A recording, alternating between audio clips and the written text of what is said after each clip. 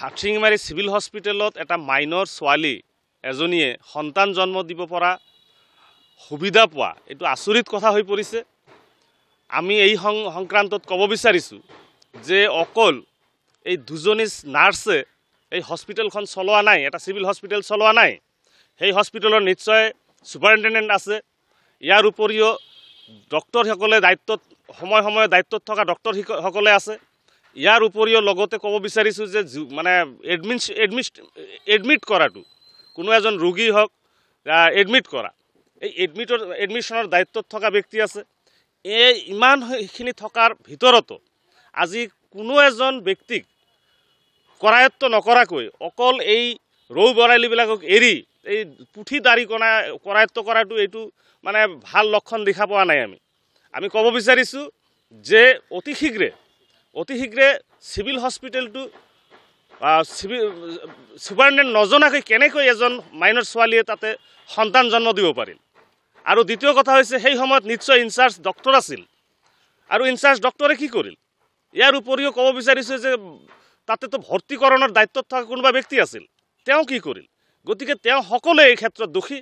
আৰু কিয় ক'ব বিচাৰিছোঁ দোষী, এটা চিভিল হস্পিটেল ইমানখিনি দেওনা পাৰ কৰি কেনেকৈ দুজন নাৰ্ছে মাত্ৰ সেই ছোৱালীজনীক সন্তান জন্ম দিয়ালে।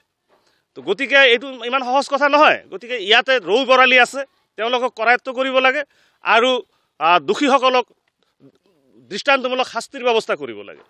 অকল এই সামান্য দুজনী নাৰ্ছক কৰায়ত্ব কৰি মানে কেছক ধামাচাপা দিয়াটো এইটো উচিত নহ'ব। গতিকে আমাৰ দাবী হৈছে যে মুখ্য যিবিলাক আছে তেওঁলোকক অতি শীঘ্ৰে কৰায়ত্ব কৰিব লাগে আৰু ইনকুৱাৰীৰ আওতাত আনি দোষীসকলক সেই দৃষ্টান্তমূলক শাস্তিৰ ব্যৱস্থা কৰিব লাগে।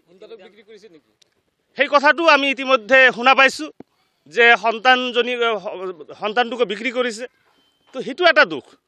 আজি মাইনৰ ছোৱালীক মানে আইনত নজনোৱাকৈ, পুলিচক নজনোৱাকৈ কেনেকৈ তাতে সন্তানটো জন্ম দিয়ালে, এইটো এটা দোষ। আৰু লগতে সন্তানটোক বিক্ৰী কৰা ক্ষেত্ৰতো যিটো আমি শুনিব পাৰিছোঁ, সেই ক্ষেত্ৰতো হস্পিটেল জড়িত থকা বুলি গম পাইছোঁ। গতিকে এই ক্ষেত্ৰতো তদন্ত হ'ব লাগে।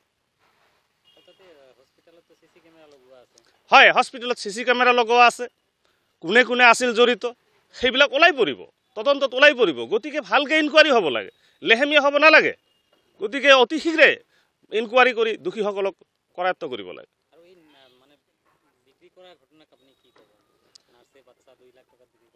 আজি চাওক, অমানৱীয় কথা এইবিলাক।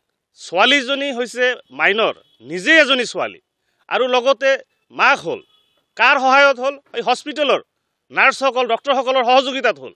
আৰু লগতে সেই কিমান মানে এইবিলাক ক'বলৈ ভাষা নাই, কেনেকৈ হয়। আৰু লগতে সিহঁতে আৰু বাচ্চাটোকো বিক্ৰী কৰে।